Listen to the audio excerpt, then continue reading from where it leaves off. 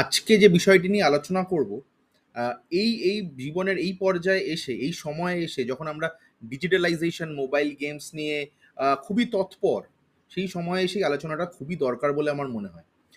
গার্জেনদের কি মনে হয় মোবাইল গেম খেললে কতটা কি হতে পারে? তাহলে সেরকমই ইনস্ট্যান্স আপনাদের সামনে একটি তুলে ধরছি আমি। মোবাইল গেম খেলা নিয়ে বিবাদের জেরে প্রতিবেশী বন্ধুকে পিটিয়ে খুনের অভিযোগে এক যুবককে গ্রেপ্তার করল উত্তর চব্বিশ পরগনার গোপালনগর থানার পুলিশ। মঙ্গলবার রাতে ঘটনাটি ঘটেছে গোপালনগর থানার কামদেবপুরে। নিহত নাবালকের বয়স বছর ১৪-র আশেপাশে। তার বাবার অভিযোগে প্রতিবেশী সূর্য ব্যাতকে গ্রেপ্তার করেছে পুলিশ। বুধবার ধৃতকে বনগাঁ আদালতে তোলা হলে ৫ দিনের পুলিশি হেফাজতের নির্দেশ দিয়েছেন বিচারক।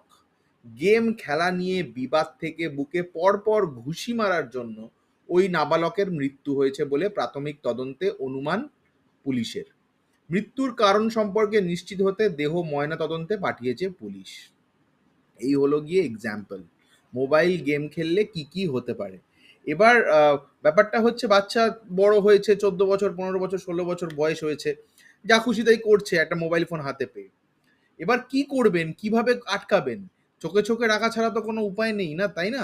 মানে একবার এরকম একটা ইনস্ট্যান্স ঘটে গেলে তারপরে তো আর কিছু করার থাকে না। তো যখন কোনো বাচ্চা বা ১৫ বছর, ১৬ বছর, ১৭ বছর, যাদের পুরোপুরি ম্যাচুরিটি আসেনি, বাবা মায়েদের কিছুটা চোখে চোখে রাখতে হবে, নাহলে এইরকম ইনস্ট্যান্সেস দিনের পর দিন আমরা দেখে চলেছি, দেখে খুবই খারাপ লাগলো। তাই আপনাদের সামনে তুলে ধরলাম।